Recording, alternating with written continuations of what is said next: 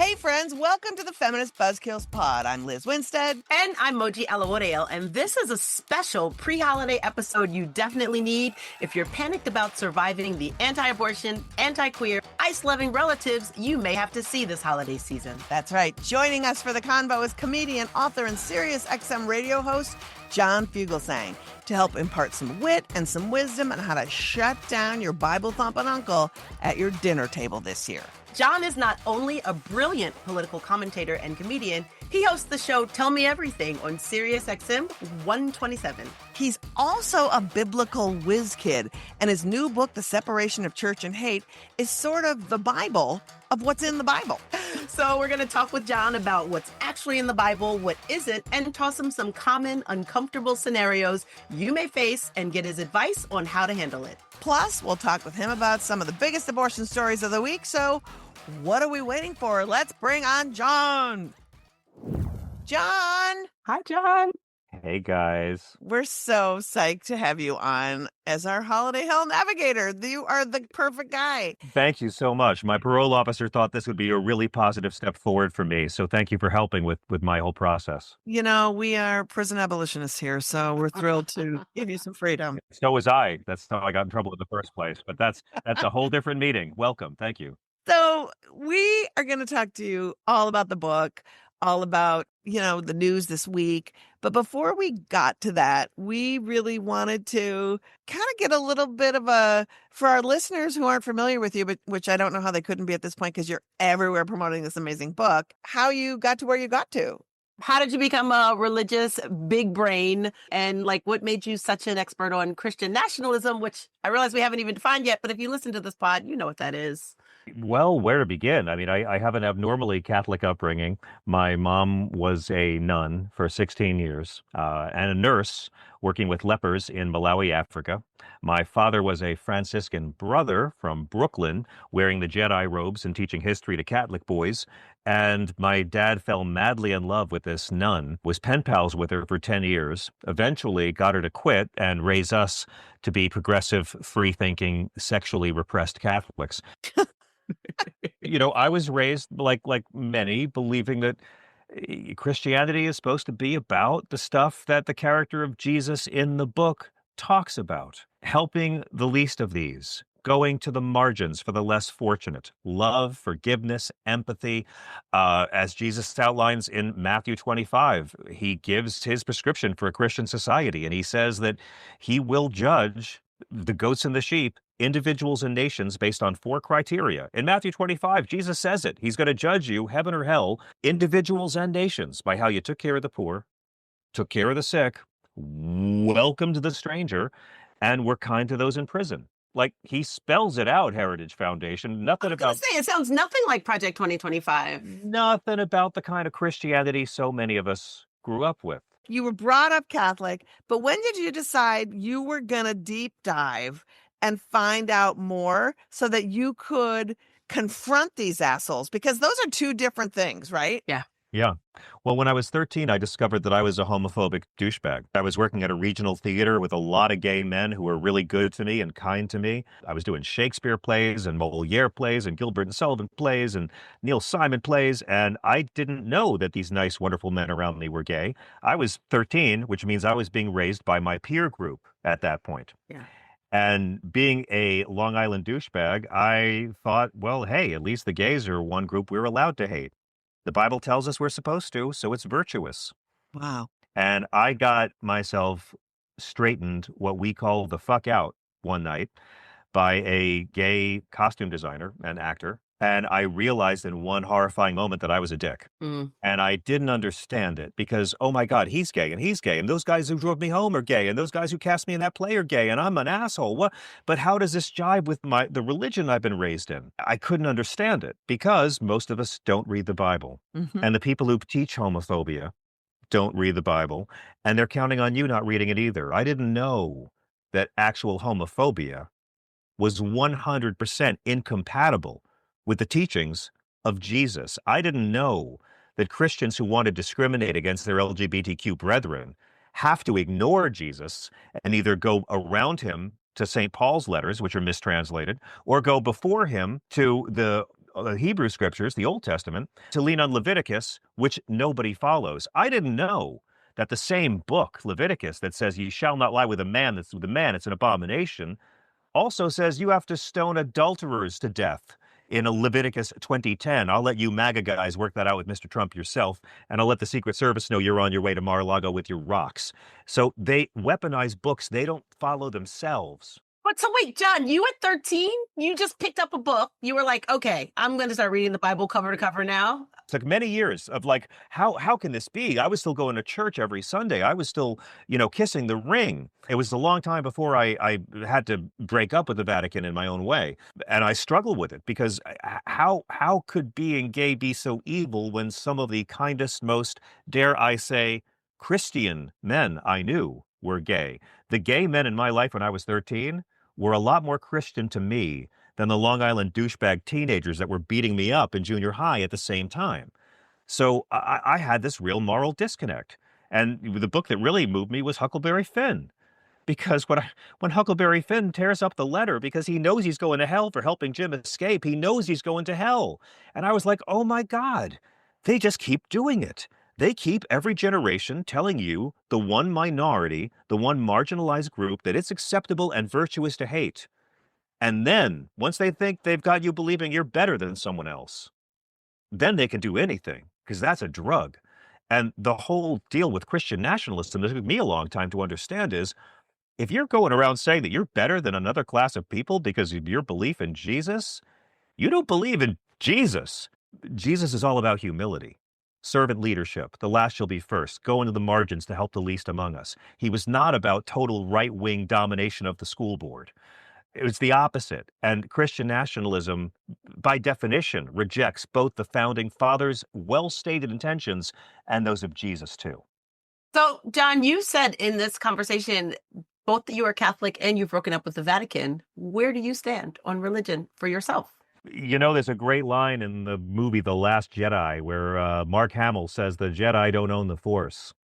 And that's how I feel about religion. It's splendid. It's terrific. Community is important. Community can, of course, be a very deadly thing, too, because a lot of people can stay in a toxic situation because they don't want to feel like they're without a community. And, of course, we're seeing this in the right-wing churches where a lot of them have to be even more right-wing because there's a more racist church down the block now. We got to be more immigrant-hating than them. So, you don't need organized religion. And if your church isn't telling you to love your enemies, but you got a church telling you who your enemies are, then you're not really in a church.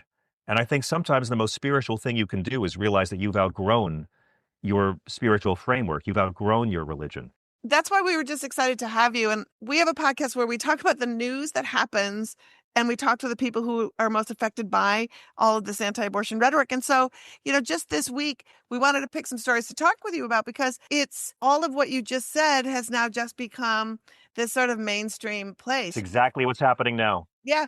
And starting with South Carolina, which was one of the most horrifying stories that we have seen in kind of like forever, because they keep outdoing themselves in a way that feels so neck snapping, right? Yeah. And in South Carolina, the Cretans in the legislature had crafted an anti-abortion bill so horrific that even some of the most devout misogynists, like the South Carolina governor, and I think Epstein's ghost was like, this seems really shitty, just weighed in and said, even this is too much for us. That's right. And thank the deity that it ended up losing on a party line vote to even get out of the health committee.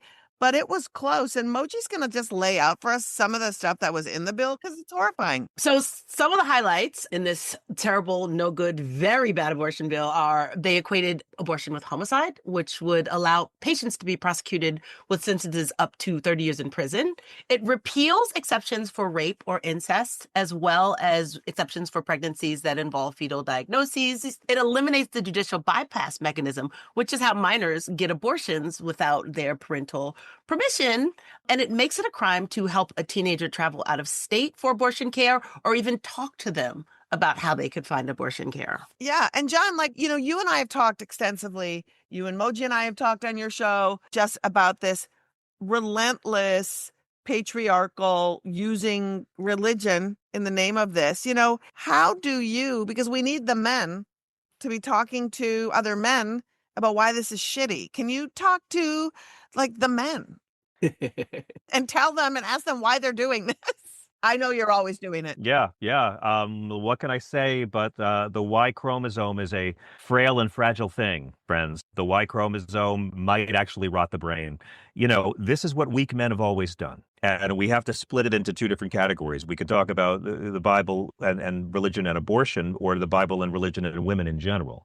But this is what weak, unmanly, ultra conservative religion always does. Because again, it's not the liberal and the moderate Muslims, not the liberal and the moderate Jews, not the liberal and the moderate Christians who are committing all these acts of misogyny and trying to regulate and control women's bodies just like the good old days.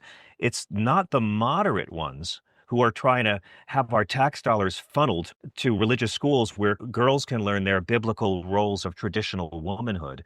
It's always the ultra conservatives of every religion. It's the fundamentalists, Muslims, Jews, Hindus, Christians, every religion. It is the far right that always does the misogyny.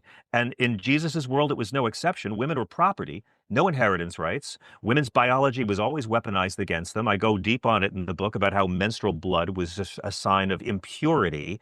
And there's so many stories about how women for centuries were shamed by the bodies God had given them. Jesus shows up, gets rid of all of this, breaks every taboo, treats women as equals. Invents tampons. Nobody talks about Jesus inventing tampons. Very important. He gets rid of the whole unclean bullshit in the famous story of the woman that was bleeding for 12 years. What's that story? Wait, hello. It's a great one. Yeah. Oh, it's a great one. Do you have like 30 seconds? I'll try to tell the speed versions. Yeah. So, okay, if you were a woman and you were menstruating, you're unclean in the eyes of God. If you had a baby, you're unclean. Female baby, unclean twice as long. It's the gospel according to Ike Turner.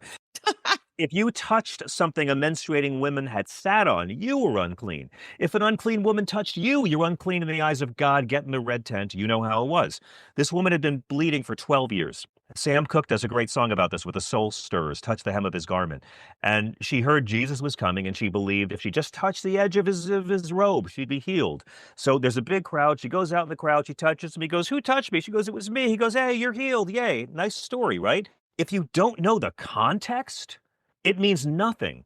This woman was not legally allowed to go outdoors. She had used up all of her money because her society and religion told her she was impure in the eyes of God, and anyone who came into contact with her would be impure. So religion had a system to keep this woman from practicing her life, from being social, from doing anything. Shame. That's it. This is what they sentence people to death for. She touches Jesus, and she made Jesus ritually unclean in the eyes of God. Jesus turns around, says, "Who touched me?" She goes, "Me." And he says to her, "Daughter, your faith has healed you." It is the only time in the Bible Jesus ever calls anybody daughter.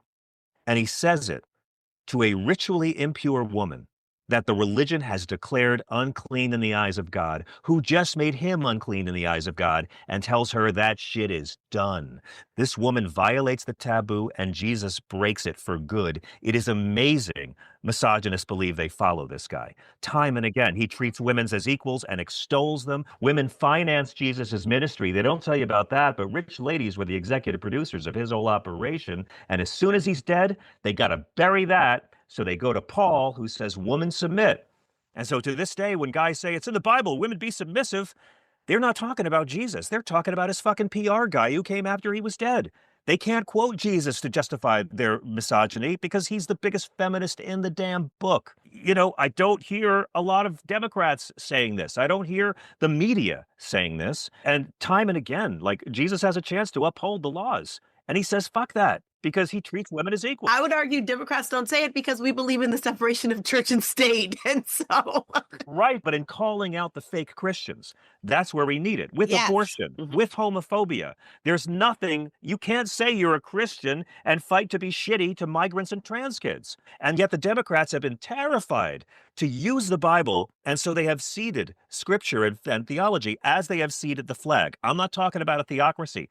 I'm talking about calling out hypocrites. I would also just yes and that and say Democrats are also too lazy to do the work to know when they're hearing the hypocrisy in the Bible. Yeah. They never bring the right tool. I've said it a million times. They're always bringing a PowerPoint presentation to a knife fight. If you're in a Bible fight, you got to bring a Bible, right? You have to know what you're arming yourself with to the various fights that you are in. And that's why the abortion issue is so huge, because they have allowed Republicans to frame a narrative that Jesus himself would reject. Yes, of course. And that's why the South Carolina story is so troubling, because to your point, as we set it up, we listed all of the abortion restrictions, but what we didn't even list is the birth control so it's like, you can't say you love the baby if you're also going to say any avenue with which you can not be pregnant, we're also going to ban, because we have a patriarchal narrative that we want everyone to live in, right? Why, it's almost like they have a totally different agenda, Liz.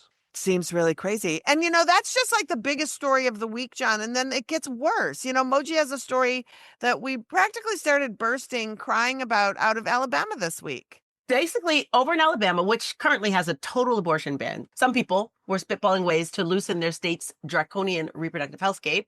And the idea that a rep proposed, it's a bill that may allow some abortions in case of rape and incest, but it would require vasectomies or surgical castration for the rapist. I'm going to say that again. It would require vasectomy or surgical castration for the rapist. And so I just think like forcing castration or vasectomies on people who don't want them is about as bad as forcing pregnancy on someone who doesn't want it. Wow. Who's the target audience for this legislation? Moji, thank you for being the most fierce men's rights advocate I've talked to all week. I'm pro bodily autonomy. I'm not really pro men that much. Thank you. Exactly right. I mean, I think cruel and unusual punishment kind of covers forced castration against one's will.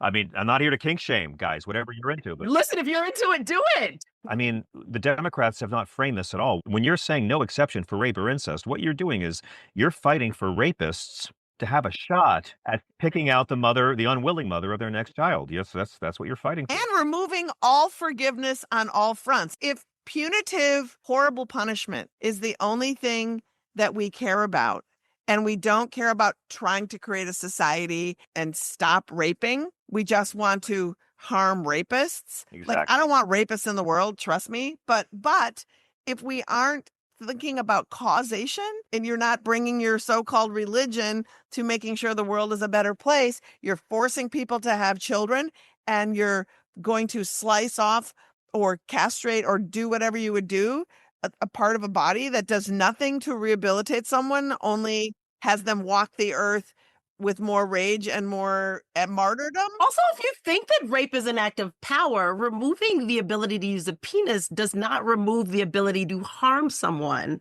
Correct. They don't care. They like hurting people. This is what fundamentalism is. There's always a focus on punishment over healing. Mm-hmm. John, I know you're familiar with the Susan B. Anthony list, and so is our listeners. For those of you who are listening who are not, they're sort of the Emily's List super PAC of the anti-abortion movement, and they basically get a shit ton of money from really nefarious people. Yeah. And then they support anti-abortion candidates. And this year, they have made a commitment to give $80 million to anti-abortion candidates in the midterms. And my question for you is whether it's tariffs, whether it's immigration, whether it's abortion, it's like they clearly don't understand consent, because every single time America has overwhelmingly said, put it on a ballot initiative. We support abortion in our state. Overwhelmingly said, we don't like the way you're dealing with immigrants. We don't like tariffs. You can't fool us. Why is it that they just double down on what people don't want? And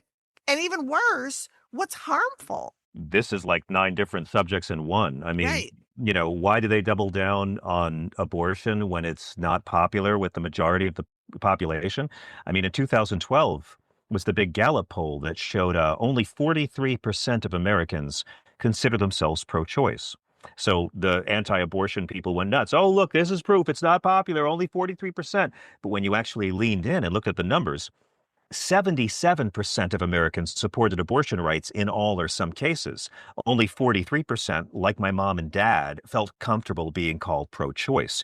There's lots of older folks that will always vote that way, but don't necessarily feel comfortable with that label yet. And as you pointed out, I mean, we don't have an abortion problem in this country. We have an unwanted pregnancy problem. and an abortion symptom. So if these people were serious about reducing the numbers of abortions, they would talk about greater access to birth control. They would talk about having greater sex ed in schools.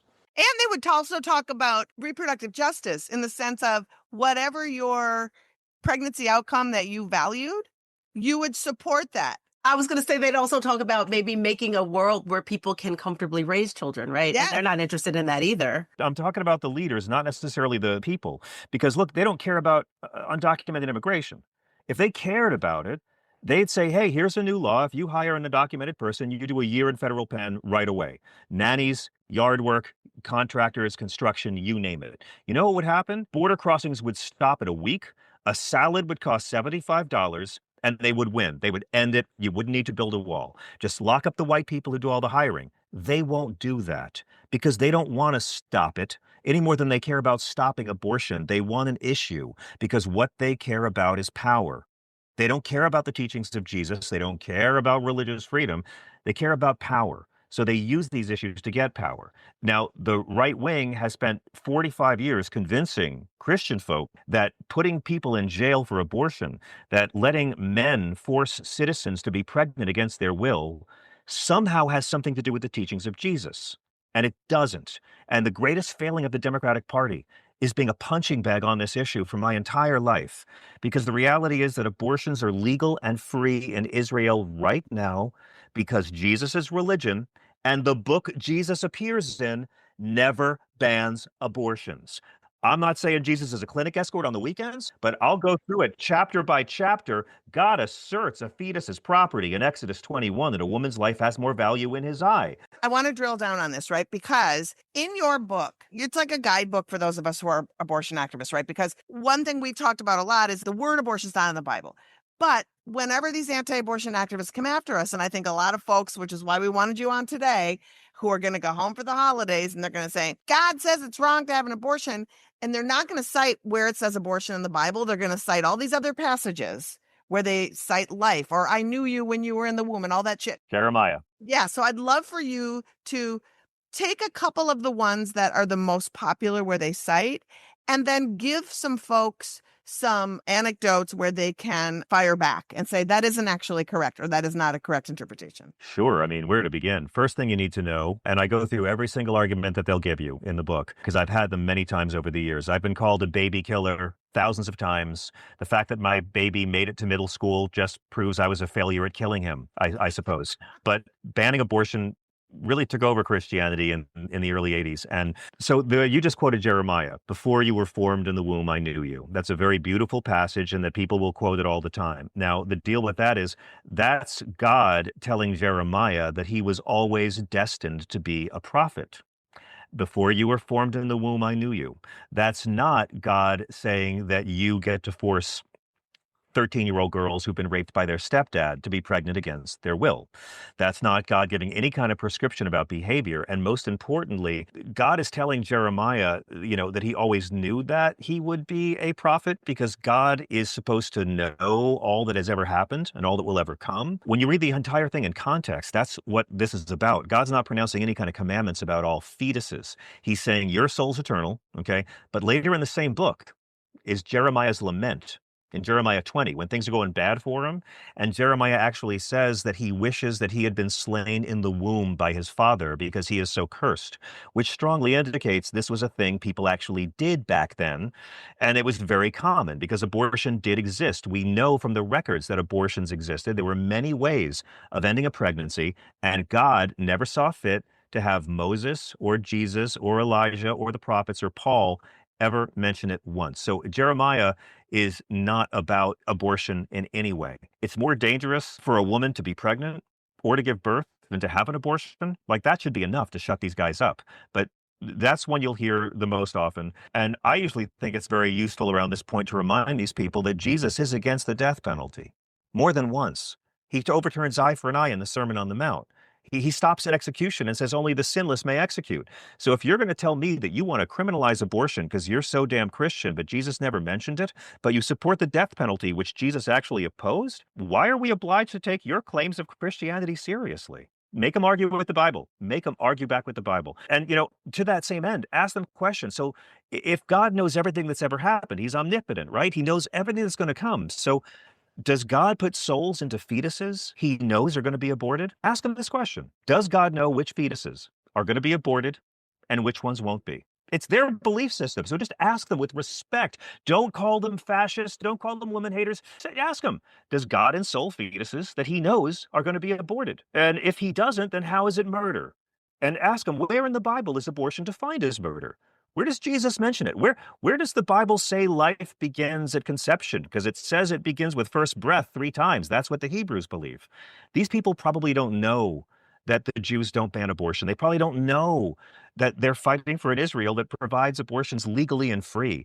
They haven't been instructed by Fox News to be angry about that. I mean, and again, God's the least pro-life character in the entire Bible. And again, at what point does it become any of your business? There's nothing in the Bible that justifies putting people in jail for abortion. Okay, so John, the bigger picture is actually scarier as we're watching Christian nationalism be used in a way to erase the rights of women and for queer folks. It's demonizing feminism. It's demonizing no-fault divorce. It's trying to make this one family, one vote that basically makes women more subservient to their husbands.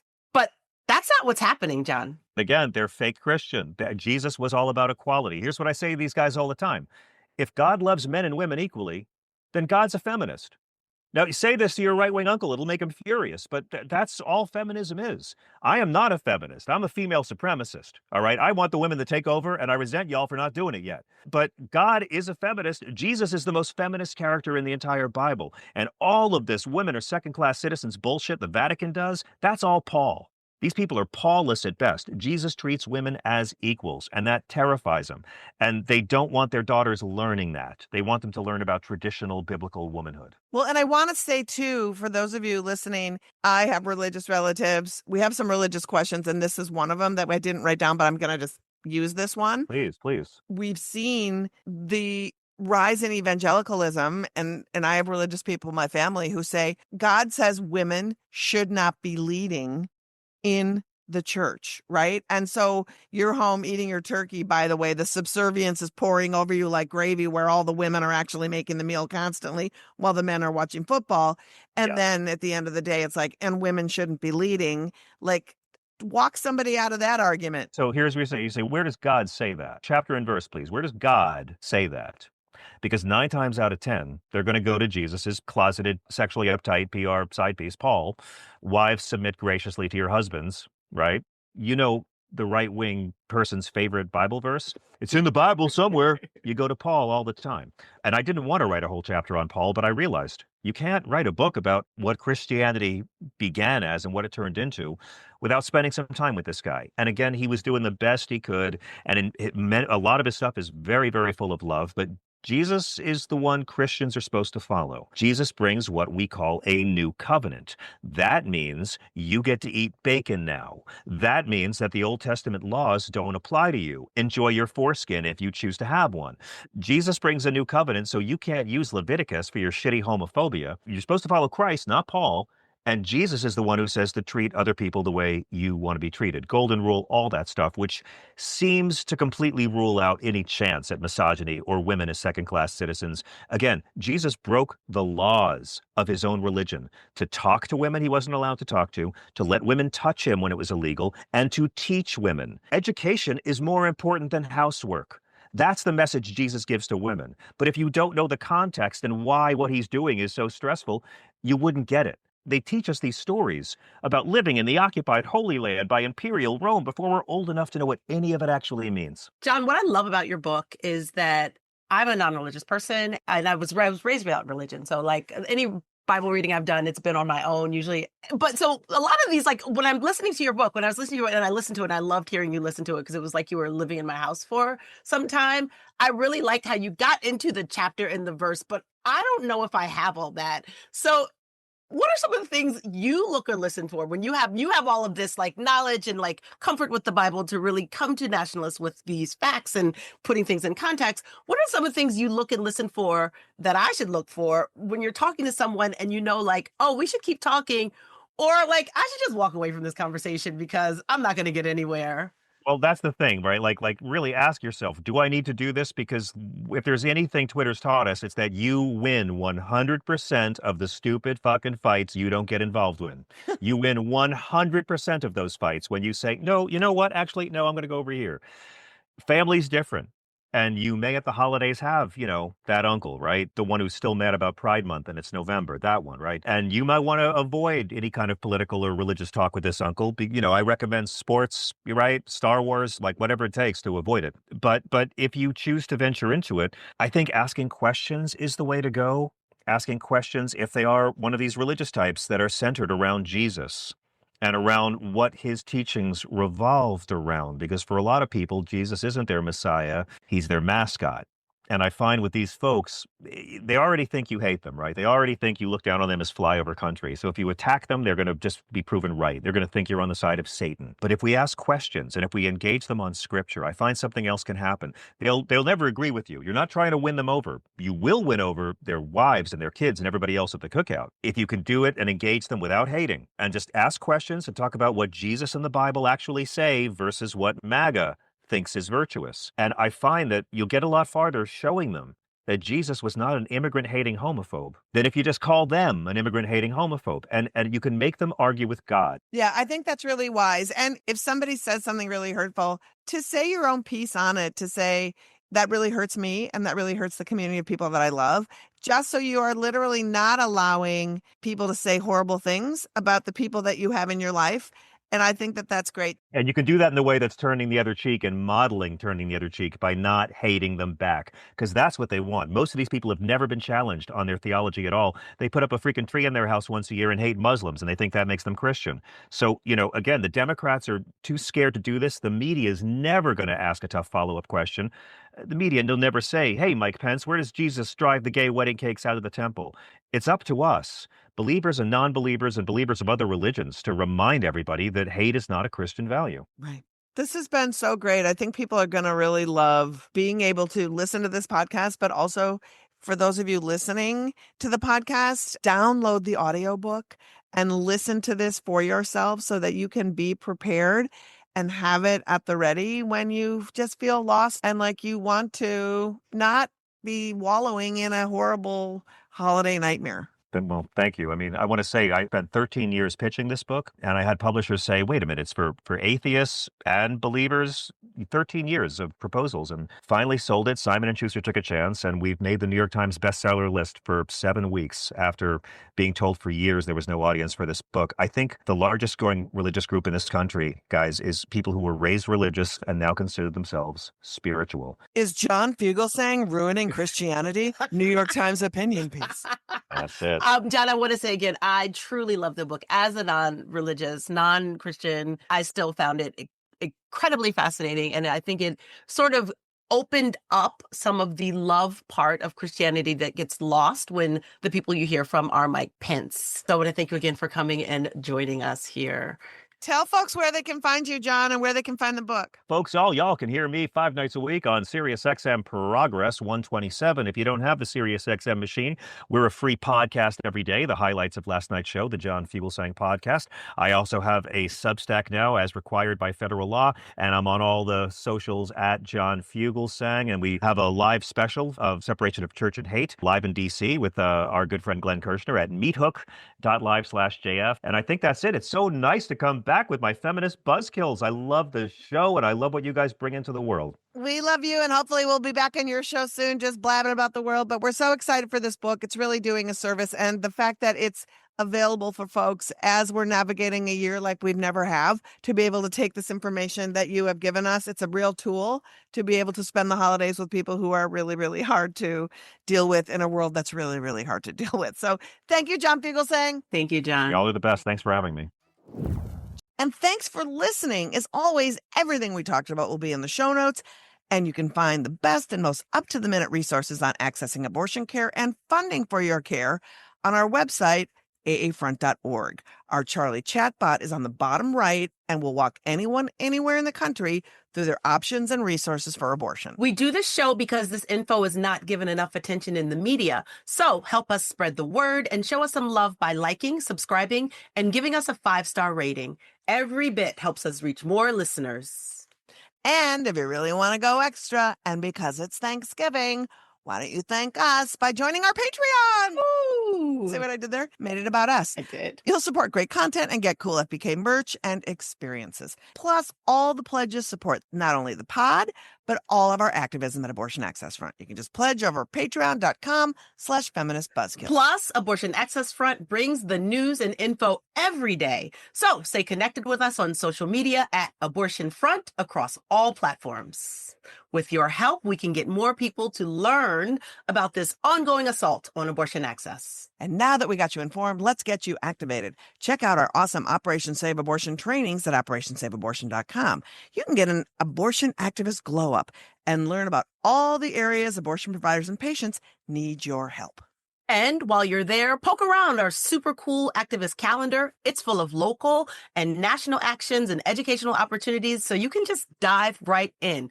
Again, that's all at operationsaveabortion.com. You know, AAF offers not just this podcast, not just Operation Save Abortion, but so many other opportunities. And one of our favorites, and especially at Thanksgiving, is our mutual aid program called Adopt a Clinic. Adopt a Clinic is a great way for the public to support independent clinics, abortion funds, clinic escort groups, and patients. You can support them directly by ordering much needed items from any organization's wish list.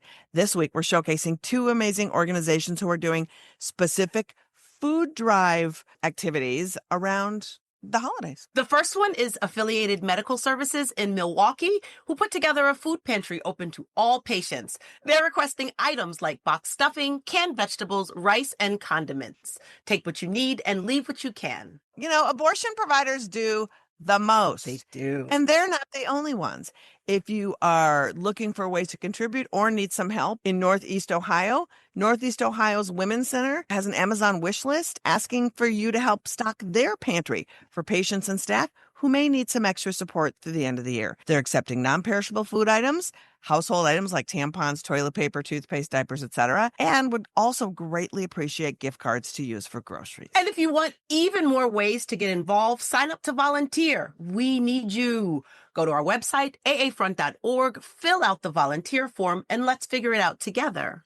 We're off next week for the Thanksgiving break, but listen to this episode again and again, like on repeat, to prep yourself for any drama. We will be back after the holiday covering two huge SCOTUS cases being heard December 2nd and 3rd. Did you even know there were abortion cases at SCOTUS? Of course you didn't, because why would the news report on that? One is a fake clinic asking SCOTUS for more leeway to lie to people who come to them. And the other is a First Amendment case featuring a super scary figure in the anti-abortion movement. We'll be joined by constitutional scholar Dr. Michelle Goodwin to analyze the oral arguments, and AAF Programs Director Kristen Haiti, who will give some real inside knowledge about one of the anti-abortion extremists who is a plaintiff in the case. FBK is edited by Remy DeTournay and is produced by Jin Moon for Abortion Access Front. Every time I say that, I feel like we're PBS. I love saying it. Thanks, everybody. Have a fantastic Thanksgiving. That's right. Take John's advice and go take down the orcs. Have a good one. Don't eat too much. Drive safely. Feminist Buzzkills, the podcast from Abortion Access Front. New episodes drop Friday. When BS is poppin', we pop off. And if you want to support our podcast and all the work of Abortion Access Front, like, subscribe, and join our Patreon at patreon.com/feministbuzzkills.